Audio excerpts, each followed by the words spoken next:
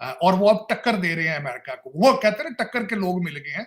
वो अब भारत इस वक्त टक्कर का मुल्क मिल गया दुनिया को। भारत का ये है कि उनकी इकोनॉमी बहुत ज्यादा तेजी से ऊपर जा रही है और दे अमेरिका इज फीलिंग हेल्पलेस। और दूसरा, उन्होंने यूक्रेन में सपोर्ट नहीं किया, नंबर वन, इंडिया ने। और उसके बाद उनका स्टैंड जो है, उन्होंने गाजा पे भी उनका स्टैंड डिफरेंट था। अमेरिका की बात उन्होंने नहीं सुनी। अब जो 10 कंट्रीज का अलायंस बनाया रेड सी में, इंडिया उसमें भी शामिल नहीं। और मैं आपको अर्ज करना चाहता हूं, उन्होंने अपने 2 शिप भेजे हैं वहां पे, आईएसएस कोची और आईएसएस कलकत्ता। ये भी अमेरिकनों को अच्छा नहीं लग रहा। बदला अब लेने के लिए भारत तैयार हो चुका है, मैच्योर हो चुका है। ये मानना होगा। ये तो हम सबको पता है, हम सबके साथ पूरे वर्ल्ड को पता है कि इंडिया जो है आने वाले टाइम में 4th बड़ी इकोनॉमी बन जाएगी और जर्मनी को बीट करना उनके लिए कोई मुश्किल टास्क नहीं है आज की डेट में। और जल्द ही कोई इस तरह की न्यूज़ भी हमारे सामने आती हुई नज़र आ ही जाएगी। कि नवाज शरीफ साहब जो हैं, जिनके बारे में कहा जा रहा है कि वो नेक्स्ट प्राइम मिनिस्टर हैं, वो तो उन्होंने इंटरव्यू दिया और उन्होंने कहा जनाब के भारत तो चांद पे चला गया है और उधर G20 हो रही है, हम इधर ही रुल रहे हैं।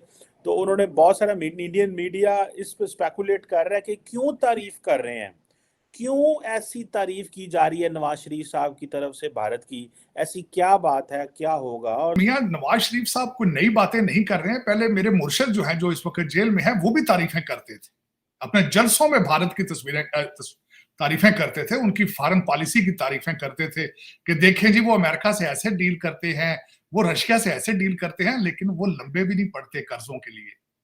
वो कर्जे देते हैं, लेते नहीं है। ये नहीं पता इनको, जो फंडामेंटल डिफरेंस है उनका। उनकी फॉरेन पॉलिसी आजाद है क्योंकि उनकी इकोनॉमी स्ट्रांग है। उनके 600 बिलियन उनके फॉरेन रिजर्व हैं। उनकी इकोनॉमी 7.8%, 7.6% पे तरक्की कर रही है। उनका डायस्पोरा तालीम याफ्ता है। उनका डायस्पोरा इस वक्त जो है, इंडियन डायस्पोरा दुनिया की जरूरत बन चुका है। ये इतने एक फिक्रे में ये करने वाला नहीं है। तो पूरा इस पे किताब लिखना चाहिए कि 76 साल में भारत की तरक्की क्यों हुई है, किस तरह हुई है। ये एक बंदे की नहीं बात, ये पूरा कंट्री आगे गया है। उनकी लंदन में प्रॉपर्टियां नहीं है। जनरल विपिन अभी वहीं फिर रहे हैं, उनके वालिद भी जनरल थे। उनका एवरेज सा घर है वहां पे। वो सारा मुल्क जो है बैरियर टाउन नहीं बना उनका, वो एक कंट्री है। और वो अब टक्कर दे रहे हैं अमेरिका को। वो कहते हैं टक्कर के लोग मिल गए हैं। वो अब भारत इस वक्त टक्कर का मुल्क मिल गया दुनिया को। मैं बल्कि ये कहता हूं कि कॉलोनी, वो जो इन्वेजन यहाँ पे होते रहे, इन्वेडर्स और कॉलोनियलिज्म का बदला अब लेने के लिए भारत तैयार हो चुका है, मैच्योर हो चुका है। ये मानना होगा। मैं इस वक्त आर्मी चीफ का defence secretary of state, deputy national security adviser से मिलना, ये एक चीज तो है। और अमेरिका पाकिस्तान के वो मिले क्यों है आपसे मैं बता देता हूँ। यहाँ सारा कुछ चल रहा है वॉशिंगटन डीसी में।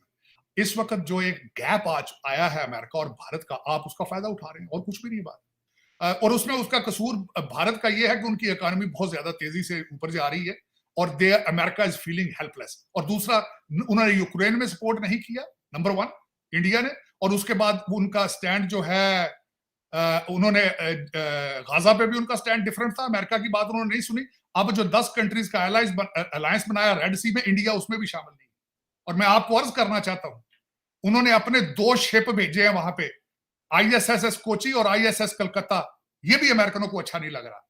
इंडिया आपका सबसे बड़ा सपोर्टर होने के बावजूद आपको आप अपनी मनमानी करता है, आपकी बातें नहीं सुनता।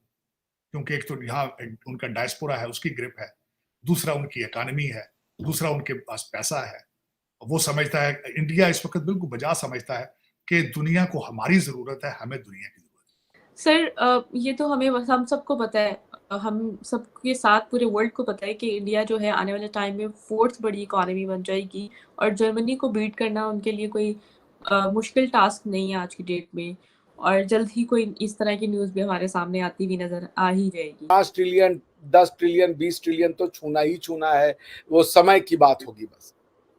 बात ये नहीं कि हम $5 ट्रिलियन इकोनॉमी बन जाएंगे। $5 ट्रिलियन इकोनॉमी तो आपको बनना ही है। बल्कि अगर मैं गलत नहीं हुआ तो शायद परचेजिंग पावर पैरिटी में तो हम $5 ट्रिलियन इकोनॉमी होंगे भी। मगर अगर हम नॉमिनल जीडीपी की बात करें और अगर हम उसमें $4.25 ट्रिलियन या और ऑलमोस्ट $4 ट्रिलियन की इकोनॉमी है, तो $1 ट्रिलियन इकोनॉमी का जोड़ने में बहुत ज्यादा समय नहीं लगेगा। आप समझ नहीं है। तो पॉइंट ये है कि अगर आप 2028 तक कहते हैं कि हम बन जाएंगे, 2027 तक हम $5 ट्रिलियन इकोनॉमी हो जाएंगे, बहुत सारी जो इन्वेस्टमेंट इंस्टीट्यूशंस हैं वो ऐसा प्रोजेक्ट कर रही हैं कि India will be a $5 trillion economy by the end of 2027 और 2028। तो आप समझ लीजिए वर्ल्ड की थर्ड इकोनॉमी तो हम हो ही जाएंगे, क्योंकि जर्मनी भी इसी के आसपास है, 4.5-5 बिलियन डॉलर की जो इकोनॉमी होगी अगर आप जर्मनी का जीडीपी देखेंगे तो ये होगी। तो this is what he meant by what you call cusp है। तो अब आप उसको ऐसे समझ लें तो ही इज राइट।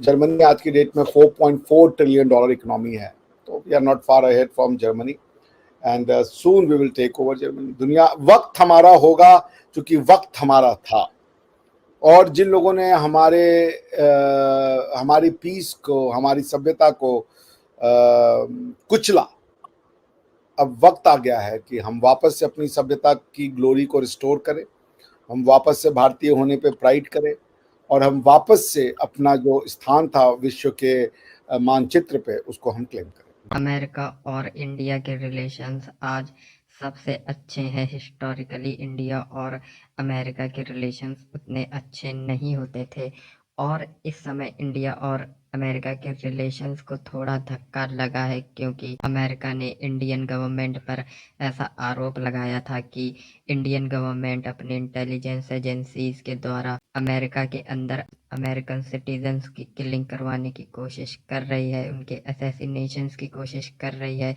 जिसमें गुरपतवंत सिंह पन्नू का नाम आया था, जो एक खालिस्तानी टेररिस्ट है। और उससे पहले कैनेडियन गवर्नमेंट ने भी निज्जर की असैसिनेशंस को लेकर सेम बात बोली थी। इसके बाद अमेरिका और इंडिया के बीच में थोड़ी सी रिफ्ट पैदा जरूर हुई है, लेकिन लार्जर पिक्चर में अगर देखा जाए तो इंडिया और अमेरिका के जो रिलेशंस हैं अभी भी मजबूत और स्टेबल हैं। लेकिन इसमें एक पॉज आया है, क्योंकि भारतीय गवर्नमेंट का कहना है कि हमारी नेशनल सिक्योरिटी के लिए जो भी ठीक होगा वो हम करेंगे, क्योंकि अमेरिका भी यही करता है। अमेरिका अपनी नेशनल सिक्योरिटी के लिए पूरे देश को तबाह कर देता है, जैसे लीबिया, इराक, सीरिया और बहुत से ऐसे देश हैं जहाँ पे अमेरिका अपने नेशनल सिक्योरिटी के लिए गया और उन देशों के अंदर काफ़ी मारकाट मचाई। और दूसरी तरफ अमेरिका के पास या कनाडा के पास कोई ऐसा सबूत भी नहीं है कि अमेरिका के अंदर जो असैसिनेशन हुए हैं या कनाडा के अंदर जो असैसिनेशन हुए हैं वो इंडियन गवर्नमेंट के द्वारा करवाए गए हैं। फिर भी अमेरिका ऐसा आरोप लगा रहा है।